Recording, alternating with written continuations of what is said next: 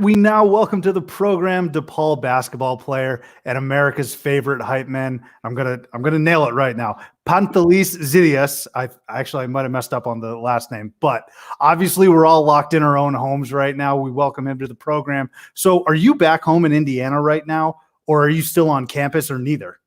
I have an off-campus place in Chicago, and I go back and forth. I try to keep the quarantine as much as possible, so I haven't really been seeing people, besides my family.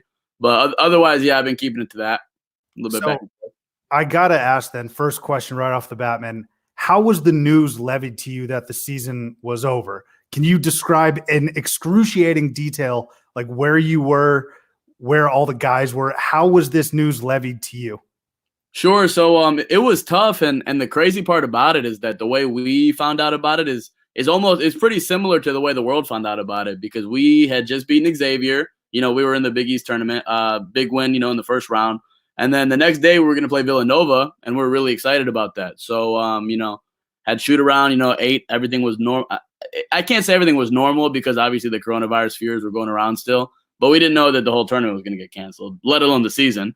So, going through shoot around and everything. And then, afterwards we're going to eat and, get ready to play. And then all of a sudden they told us, hey, we're not doing it. Big East tournament got canceled. We're hopping on a plane in a couple hours and we're going back to Chicago. We're like, what? Like, that's, that's crazy. Why are we doing that?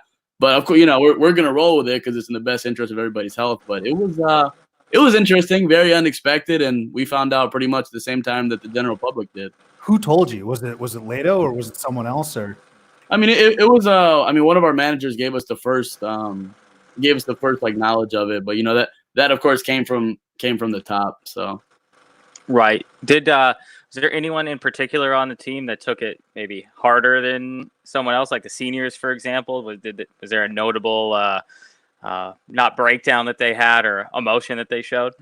I mean, I would say at the time everybody shared a similar emotion of confusion, I would say, because obviously we weren't expecting it.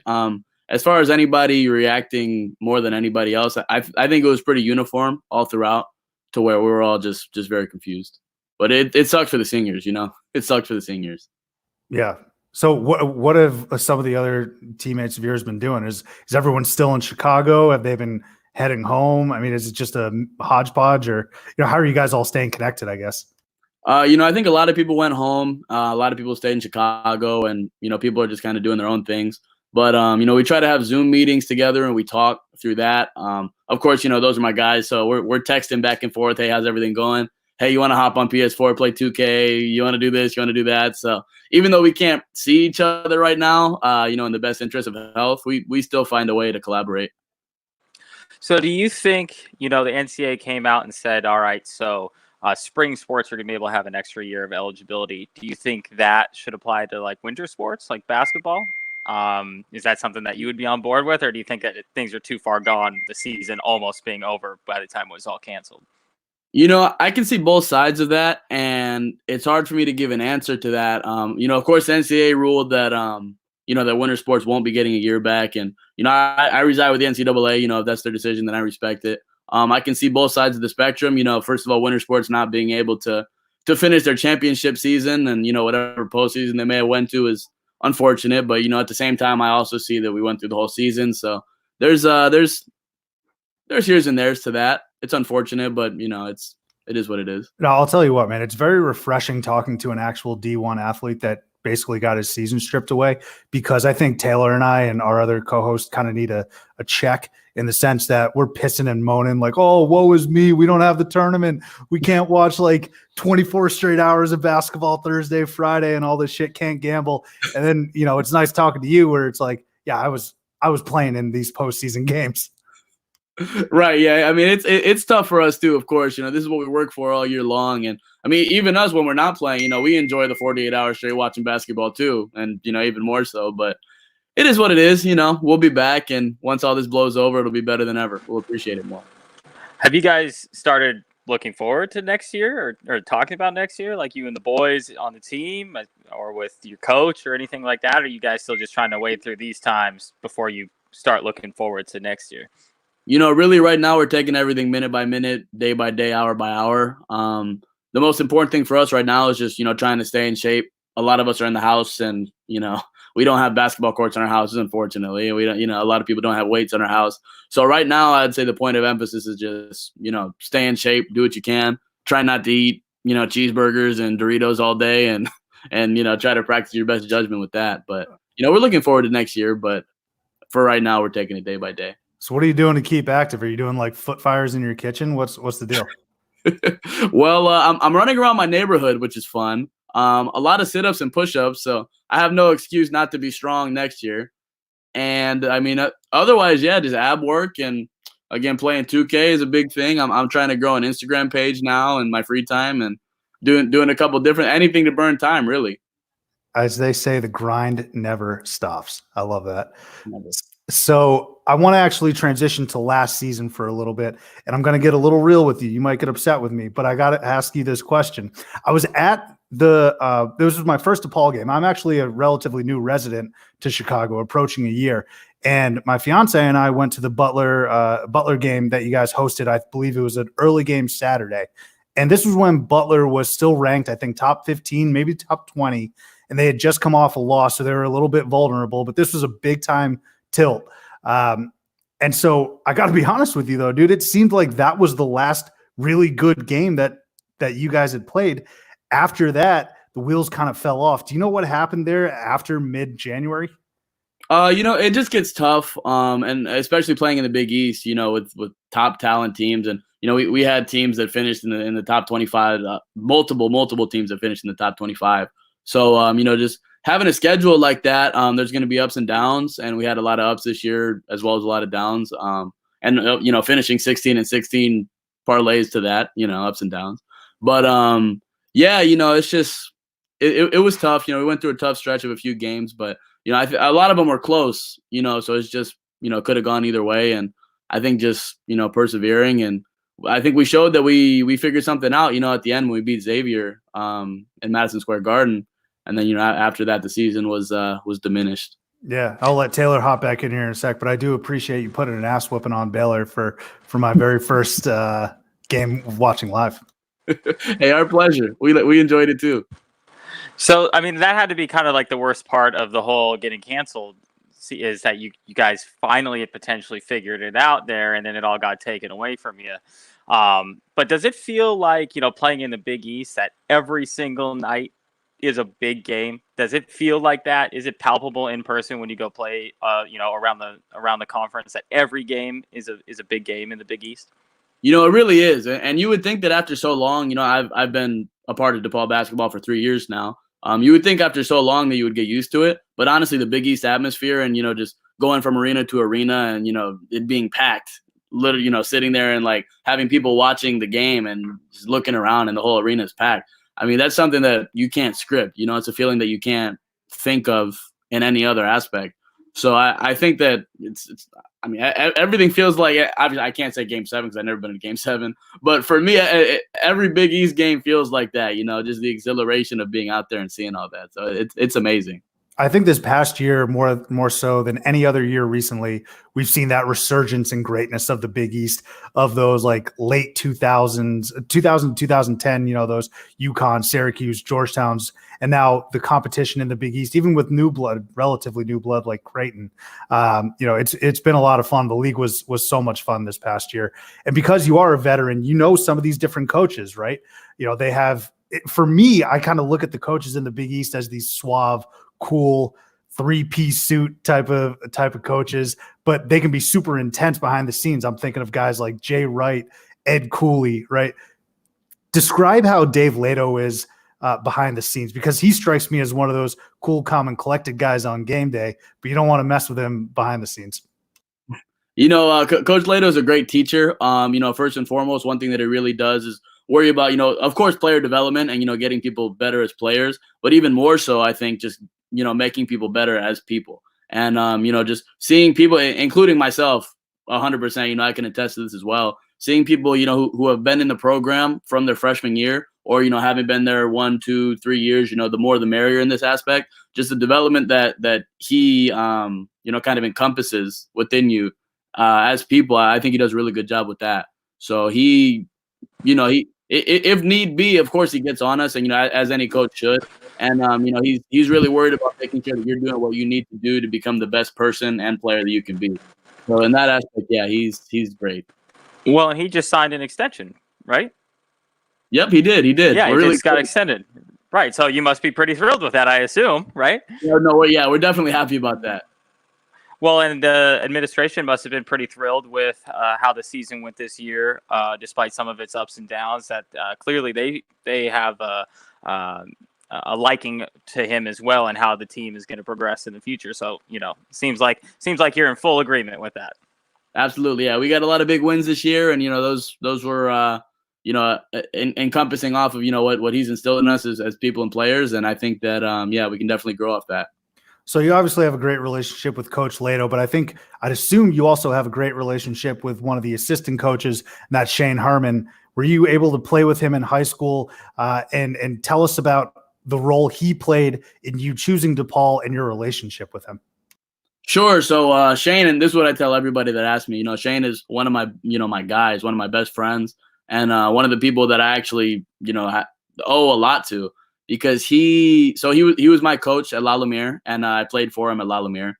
And then, that senior year, my senior year, he was there. I think that was his third or fourth year as a head coach or something along those lines at La Lu. And then the next year, the following year, after we won the national championship at La Lu, he was going to accept a job at DePaul. And then, he had talked to me about, hey, I'm going to go to DePaul. We've had a great experience here together. I like what you bring to the table. And obviously coming from me too, I think he's a great person. I wouldn't want to, I couldn't really imagine my basketball career without him. So, he asked me, hey, why don't you come check out DePaul, apply, get accepted, come visit, see what you like, check it out. Obviously Chicago's awesome. So, I went out there and, after he accepted the job, I went out there again and that's it. For me, that was it. Like when I saw the school and when I saw the city and everything, that was it for me. So it sounds to me, and let me know if I'm overblowing this, that this was basically your quintessential package deal. Leto was like, I want Pantelis on this team. So if I got to do that, I got to get his high school coach. Is that fair to say? Or am I overblowing that? I don't know. I don't think I had that much. I think he would have gotten hired regardless. He's a great coach. But I definitely appreciate him giving me the opportunity to tag along and, come learn. Hey, give yourself some credit, man. Come on, I'm saying full package deal here. Well, hey, so I want to give you an opportunity because I don't think everybody that listens to this podcast understands how good of a high school for basketball that you went to. So please, let me put the soapbox out in front of you. Step on it and tell us how good La Lumiere is. Sure. So we're a national powerhouse every year. My year especially, that was the first year that we won the Dix National Tournament, and that was the only year actually, unfortunately, but more to come. And we had the number one team in the country. Our team included Jaren Jackson Jr. He got drafted 4th overall in the draft, top 5 pick. We had Brian Bowen, who was a top 10 recruit at the time. He's in the NBA now as well on a 2-way contract with the Pacers. We had Jordan Poole, who plays for the Warriors now. Pretty much everybody that played on the team, going down to even me, went on to play Division I basketball. We have Tiger Campbell, who plays at UCLA, and he's amazing. We have, Jacob Epperson, who plays at Creighton, also in the Big East. Isaiah Coleman-Lands, another guy, he plays at Miami of Ohio, and just, we have so much history. I mean, just from that team alone, we produced, 9, 10, 11 D1 guys. So it's awesome. It's really a powerhouse school, and I can't even attest to how much that's true. Checking those guys in high school and then who you got to check in practice with DePaul, I'm assuming it's, Charlie Moore. Who's the toughest guard that you've had in practice? Oh man, so somebody to actually guard, because if I'm playing against somebody in practice, I'm 5'10", so I'm not going to be guarding Jaren and Brian and all those guys. So for me, Tiger Campbell and Charlie Moore they're so shifty. It's really hard to stay with them. Like if you're trying to stay in front of them, good luck. You know what I mean? It's probably not going to happen. So yeah, those two guys are the epitome of shifty point guards. So who has better hair, you or Tiger Campbell? I gotta say me. Well, not anymore though. not trimmed it up. It's not the same. But yeah, Tiger's got the palm tree going on, and I love it. Him too. That's fantastic. So we said actually last year around this time, we had a top 5 things that you want to tell your freshmen, advice for incoming freshmen. Did you see on Twitter? Like, it was just a regular thing. It was, these are the top 5 things you need to know as a freshman entering school. So we kind of tailored that to college basketball. And one of mine was, if you're a freshman, you may not get playing time right off the bat. So develop an awesome bench celebration. And you, my friend, are like the Mona Lisa of bench celebrations. You are the professor, the maestro. Okay. So when it comes to that, did you draw inspiration from anyone? I'm talking like Fran Fraschilla's kid, or did any inspiration come to you, or was it strictly on your own? You know what? People ask me that. And surprisingly enough, I just do whatever comes to me. Like, I'm a big dancer, like, in life. You know what I mean? I'm just always up and energetic and doing things. And when I see, entertaining stuff like that, like, one thing that was notable last year, Max Strus dunked on somebody crazy, and then I was jumping around going nuts, and everybody on ESPN saw that. Wait, was that the Baylor game or the Butler game? It was on your sideline on the baseline, right? It was, yes. I remember that. And it was unbelievable. And, I went crazy, and that's just something that happens. I don't choreograph anything. I don't think of anything in advance. It just kind of happens. And that's what you see. You know, what you've positioned yourself perfectly for is a cameo on One Shining Moment next year. Really. And if you're going to have, there's a couple goals you can have in college basketball, right? And that's, Naismith Player of the Year, perhaps, like national championship, or at least an appearance on One Shining Moment. I feel like that would be a hell of a feather to put in your cap. Yeah, I definitely wouldn't mind that. Trust me, if they come calling, I'm going to answer the first time, and I'm going to be there as soon as I can.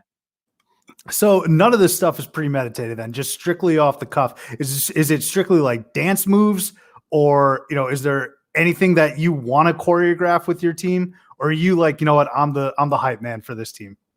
Honestly, for me personally, I just do my individual thing, dancing and yelling and clapping. Of course, it gets me. I love when the rest of the bench does it too, and that's something that our bench takes a lot of pride in, is, being upful and cheerful and hypeful. Hype, is that a word? Hypeful, or did I just make that up? It is now. We've just anyway, I'm going to trademark that later, but hypeful for our team. And I mean, for me personally, I just do my individual stuff, and I think that kind of the rest of the bench feeds off it as well. So we've asked this to a couple of our guests before, and I think I know your answer to this. But if you had the opportunity to go play and, play a bunch of minutes at a, lower level D1 school or a D2 school versus being a walk-on at a high major D1 school, you clearly chose the walk-on at the high major D1 school. I think that's Taryn and I have discussed this multiple times. I think that's the choice that we would have made too. So is it as fun as it looks being the hype man, the number one hype man in college basketball? Is it fun 24/7, or are there pitfalls to this? Where are the stresses of being the hype man 24/7? Can you ever just turn it off on campus? Well, no, I'm going to be honest with you. I think this is the most fun. Being a Division I basketball player, especially at DePaul in a city like Chicago, is the most fun thing that I've ever been a part of ever. Like, it's awesome. To go, a lower D1 or a D2 or something like that, I know that there's no way that I would get the experience that I am now, playing these different schools in the Big East and like traveling around everywhere. It's amazing. So I think this for me is like the epitome of wow, this is awesome. And everything that I worked for, this is it playing out, and I'm enjoying it to the fullest. So this is actually a unique question to you, because some players that we've interviewed, their stadium is on campus. You guys got to travel to Wintrust, I believe is your home court. Do you see any advantages, disadvantages? Do you kind of wish that you could just walk out of your dorm or wherever you live, go straight to campus and the stadium be there? Or do you kind of like head into Wintrust and an off campus stadium? I enjoy it. And one thing that we have, so we practice, we'll practice in both, but we also have an arena on campus, our practice gym that we practice in. And then the girls basketball team also plays some games there. But, I think it's really cool. It kind of diversifies. So, like, when you're at our on-campus court, then it's kind of like, okay, this is practice. This is where we work on our craft and work on our plays and everything. And then when we go to Wintrust, it's almost like, okay, like, this is it. You know what I mean? It's a different atmosphere. kind of like the Big East atmosphere I was talking about earlier. Like you're in Wintrust, this means business. Now it's time. We're gonna play a game either today or tomorrow. We're gonna stay in the hotel. We're gonna come back down here, act as professionals, as businessmen, and it's time to take care of business. So it kind of puts that in perspective of just getting ready for game day and going over there. So you grew up, I guess, outside of Chicago would be the way to put it, but you were kind of in the middle of several, Big Ten schools, amongst other schools. Did you grow up going to DePaul games? Did you go to Notre Dame games? Were you an Indiana fan? Where were you in? Where was your college basketball fanhood growing up? You know what? To say that I had, so unfortunately, I wish I could say that I was a DePaul fan, but I didn't really watch too much college basketball. So I really just knew Kentucky, like when Anthony Davis was at Kentucky, I was watching them. Of course IU because I was in Indiana, I was around a lot of IU fans. But otherwise I didn't really watch too much college hoops until high school, later on in high school. And then with everything that was going on, obviously DePaul is close. So that's when I kind of started watching them as well. And then mostly just DePaul and Kentucky and IU. So we've talked a little bit about the Big East now and the atmospheres. Let's take some of these questions now to your experiences on the road. Have any opposing fans screamed at you or told you to sit down, just spewed some hatred to you when you're like two-stepping all over them when you have a 15-point lead or anything like that? Have you experienced that at all? You know what? Yes. And let me go ahead and shed some light. So every time, so Marquette's crazy. Marquette's crazy with the fans. Who else is crazy? Xavier's crazy with the fans, and it's always packed in there, and it's an electric atmosphere. Providence, twice I've been there. I've been there a total of 3 times, but 2 of the times that I've been there, somebody got kicked out. At least one person got kicked out for talking to me from the crowd. I mean, they're crazy. And it's a good kind of crazy. You love to see fans like that, but man, they do not hold back. They love their Friars. Dude, you might actually have a line of sight on my computer because that is my next question. Let me give you a little context here. We are very good friends and we have a decent following from the Providence fan base, and they are fucking hyenas on Twitter, man. Absolute wildebeest. Like we don't even say anything negative about them. We'll just say something like a half criticism, and we just got people coming into our mentions like defending the Providence kingdom like crazy. That was literally my next question was, are Providence fans as psychotic as they are on Twitter? They love their Friars. I'm going to put it that way. They love their Friars, and anybody who's opposing their Friars on any given time, they're going to feel the wrath. And there's nothing you can do about it. So I was really hoping that the answer to my question was going to be Providence, but clearly it's the opposite. So I wanted to give you an opportunity to call out a fan base. Who's the weakest fan base in the Big Ten or in the Big East? Ooh, I honestly don't think I have an answer for you because Smart. I've never been anywhere to where I was like, okay, this is a weak fan base. Like everywhere you go in the Big East, you're gonna get an electric atmosphere, and that's just what you sign up for when you sign up to play in the Big East. So you don't want to go on the record by calling out a fan base. Is that what I'm gathering here? On the record or off, I honestly, it wouldn't be fair for me to call anybody out. Everybody brings it, all 10 of us. Oh my God. It's true though. I mean, the reason why the Big East and people our age, I mean, we're old as fuck now, Pantelis, by the way. We're like 29, 30 years old.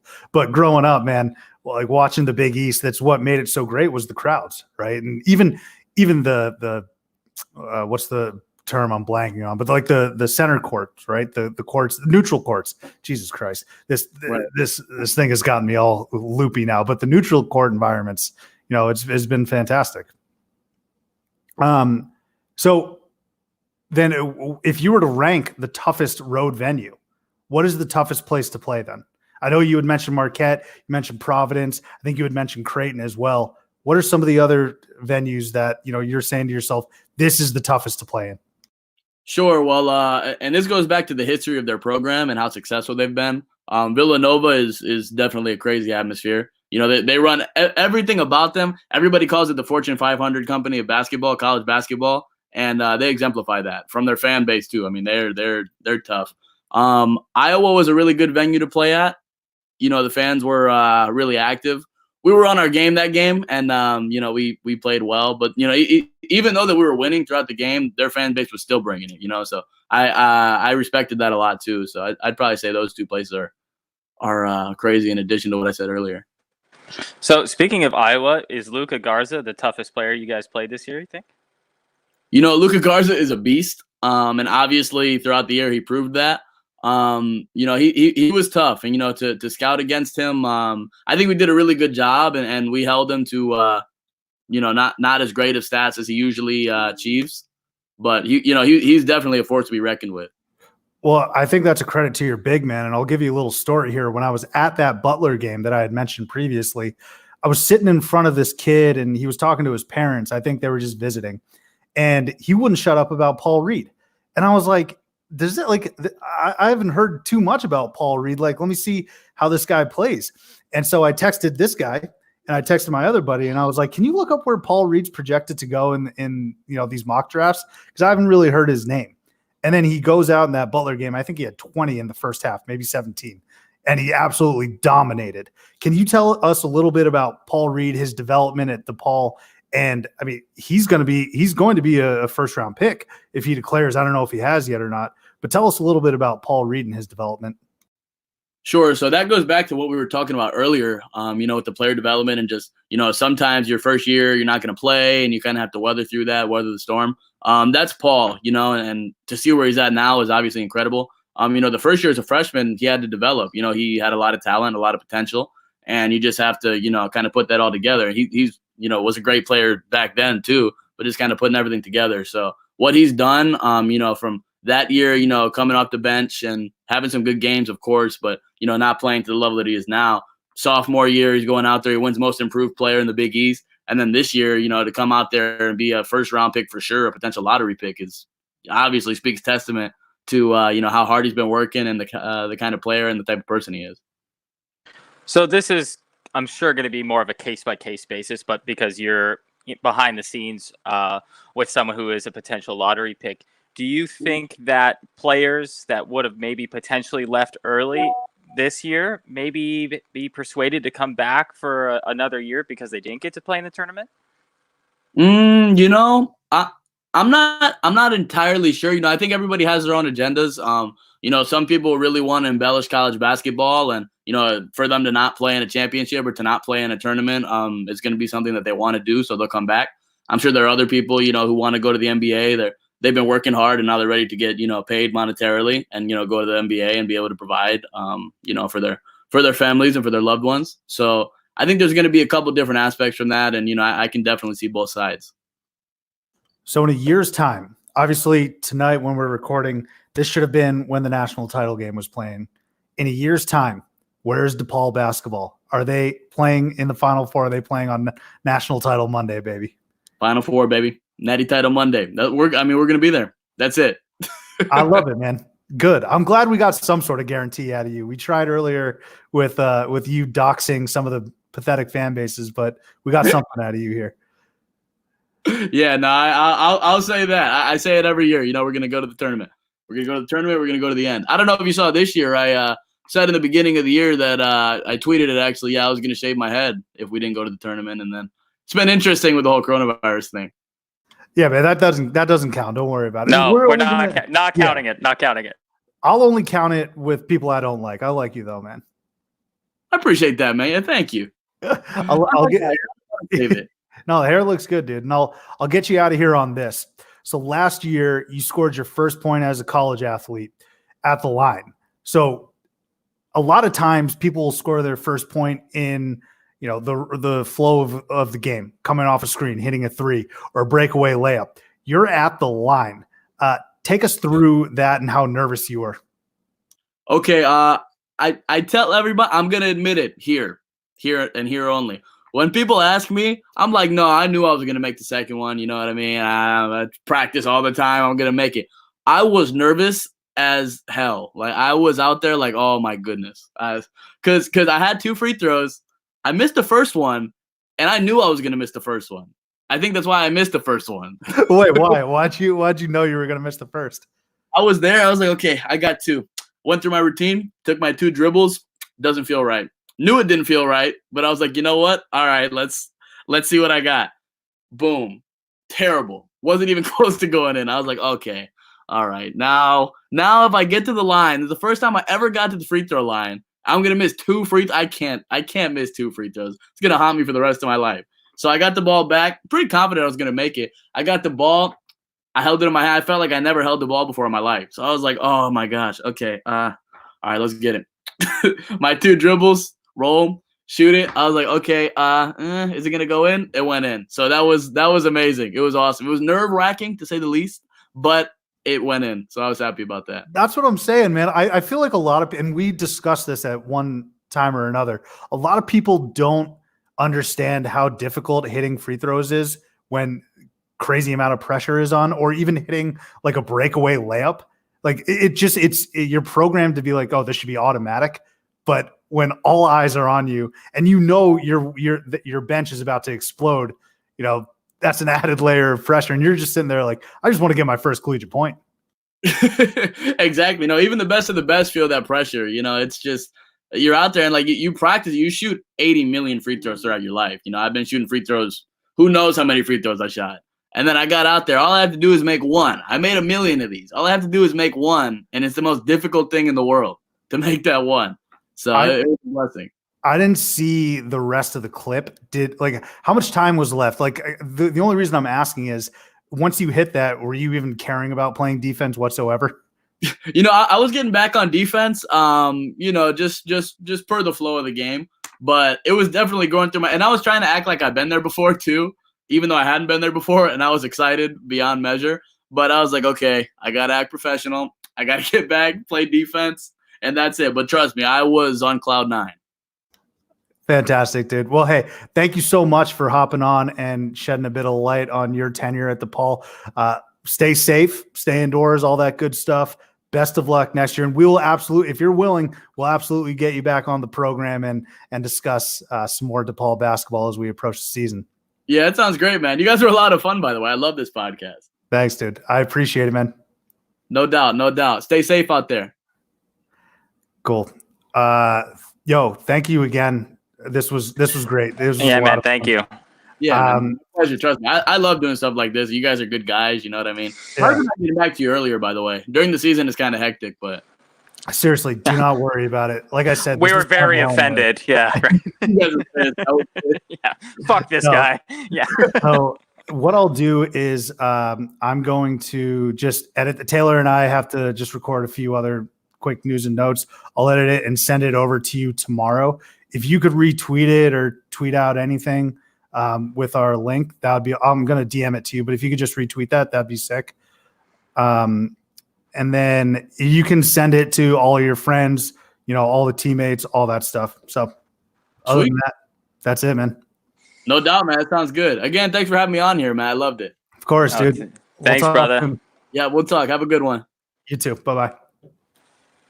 Dude, that was great. That was great. Friend of the program. I am absolutely getting him back on. Okay, let's just do like 10, 15 minutes of whatever. Our guests, you've done a great job, by the way, of our last like 4 or 5 guests. Thanks, dude. I appreciate it. But no, like legitimately all people, despite the fact that we knew some of them, like legitimately all people that have like are played college basketball or like legitimate reporters of college basketball. So dude, they have good insight. Like it doesn't like I don't expect to get a Kemba Walker in 09, you know, but if I can get the 11th man who has the same stories as Kemba. Well, it's almost better insight because there's no like ego to it. There's no like, oh, I got to maintain this certain look or, you know, attitude. Yeah. Like these guys don't give, not that they don't give a fuck, but they're willing to share more, I feel like. So, yeah. What do you have in mind here? Dude, basically nothing. I was just going to say like, yesterday should have been the national title game. How you holding up? Just shoot the shit. Are we just going to bullshit pretty much for 15 just 10 minutes or so? Yeah. And then I'll ask, have you seen the Christian Dawkins doc yet? I mean, I watched some of it. That's fine. Yeah. We'll just talk about that for like a couple of minutes and then preview a little the manifesto. And that's it. Does that work? Cool. Sounds good. Okay. 1 sec. All right. You're listening to Theater in College Hoops. I'm Subi. Alongside me is Taylor Dammel. We're brought to you by Dash Radio and the Barn Burner Podcast Network. Go subscribe on whichever device you use. I actually heard Cody Miller McIntyre, former guard for Wake Forest, subscribe, so you should as well. The real tongue twister right there. I haven't recorded in forever, man. This quarantine has got me down bad. You're rusty. We're all rusty. We're all rusty right now.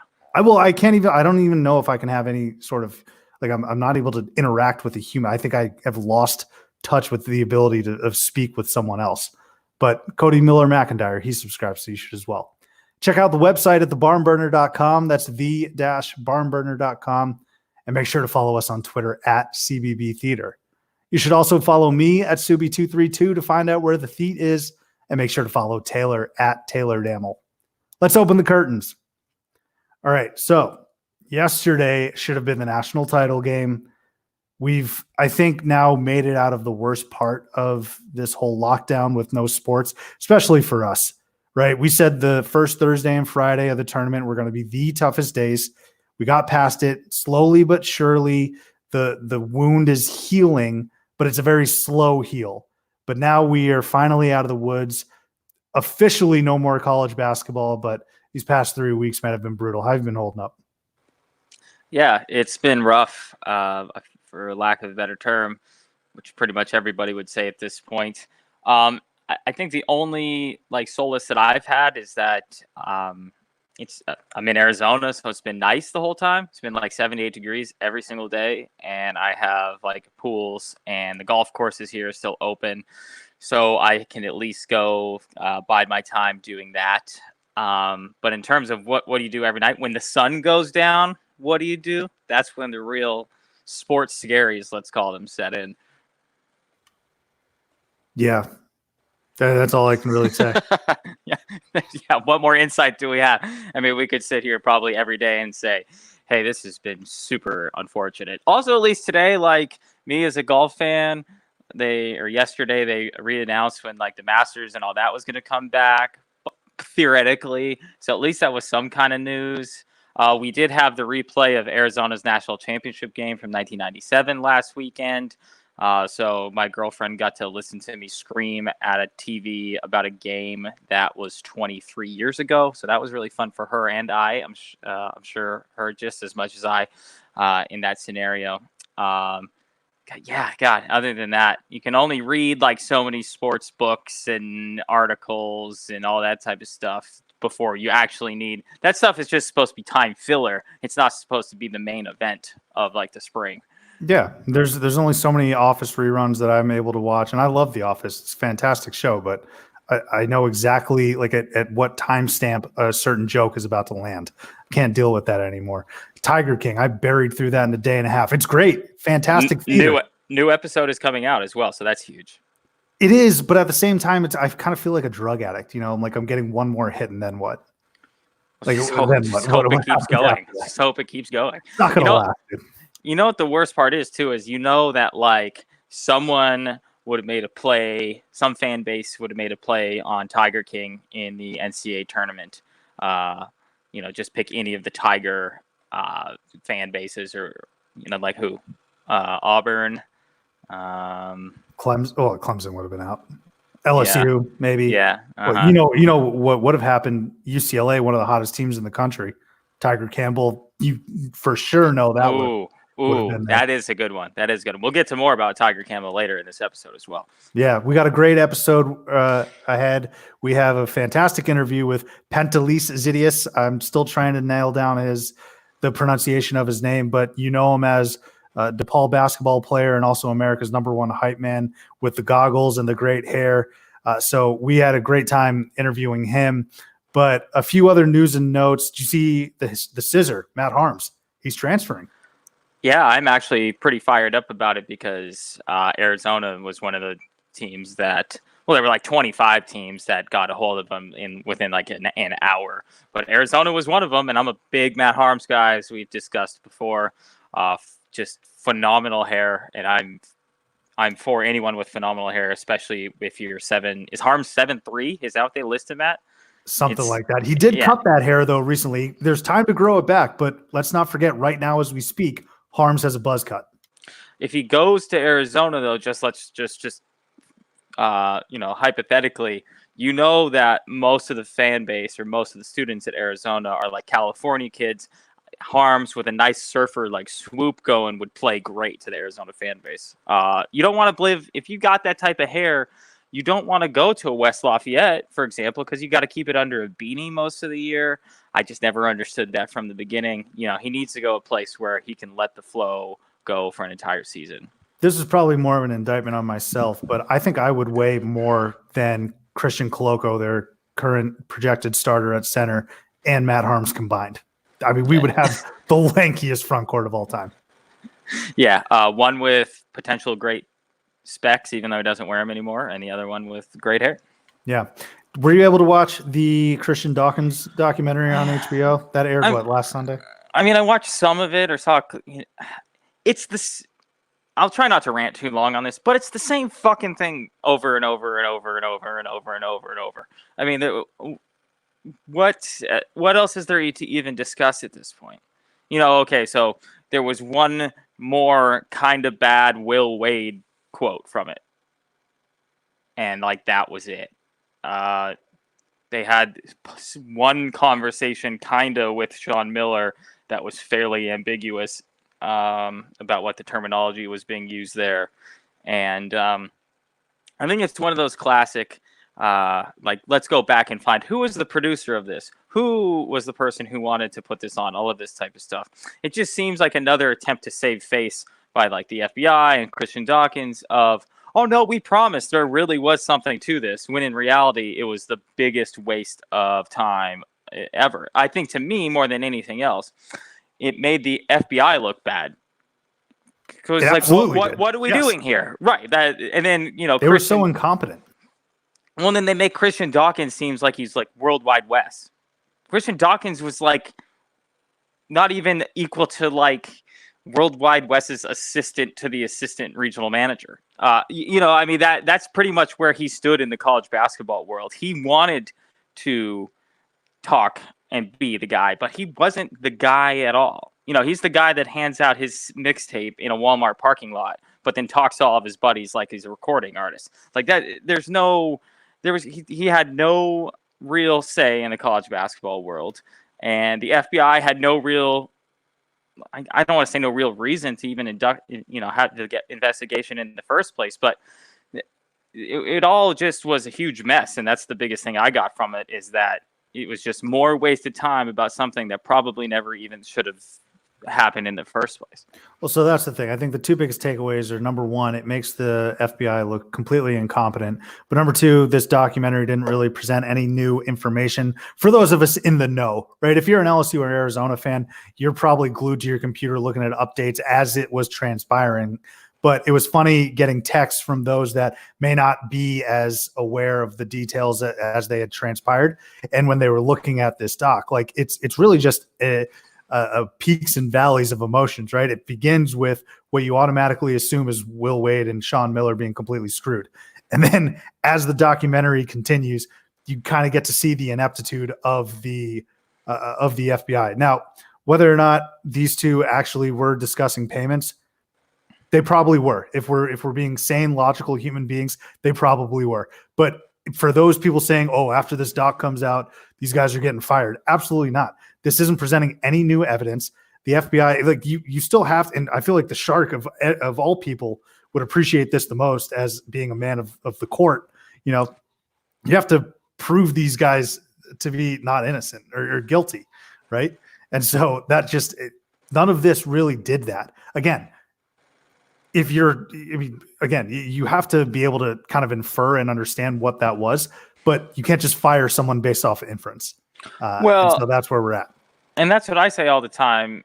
And we said even well before this documentary came out, or we even knew about it, or we just said it our whole lives. We know that bad stuff happens behind the scenes in college athletics.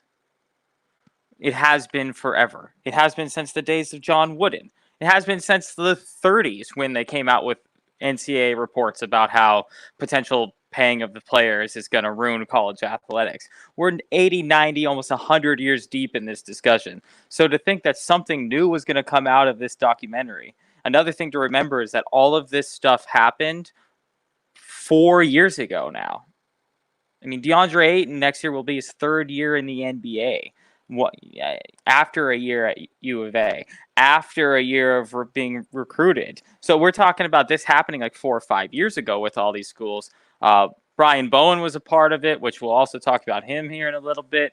But again, this was all, 4 or 5 years ago now. So it's not like we haven't, if there was information that was going to be the smoking gun, it would have come out already.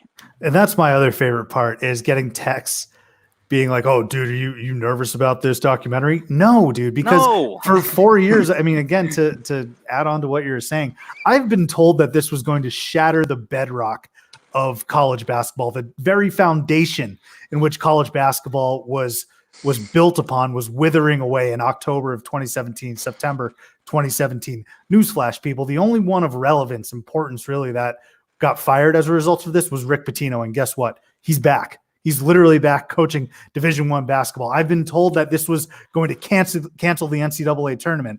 No, a fucking deadly virus pandemic can do that, not this nonsense. So excuse me if I completely disregarded all of your texts that were saying, oh, dude, are you nervous? Absolutely not, because for the past 4 years, I've been told that I should feel one way and nothing ever comes to fruition. No, it's stupid. And it's exactly the point that we make sometimes where it's like people all of a sudden hop on the scene and know what, like, oh, they're the experts now because they watched The Scheme on HBO, even though like we've followed it, or like major college basketball fans of programs who are involved have followed it every single day. So yeah, your text 4 years after it happened about you watching The Scheme one time means nothing to me, pretty much. I hate to sit up on my high horse here and say that, but like we have known all of this information for 4 years. So to think that like these schools are going to fire their coaches now is ridiculous. None of the players even being discussed are like on college teams anymore. Yeah. And if you follow me on Twitter, if you've heard us on this show, you know that I am not in the front of the line to defend Sean Miller.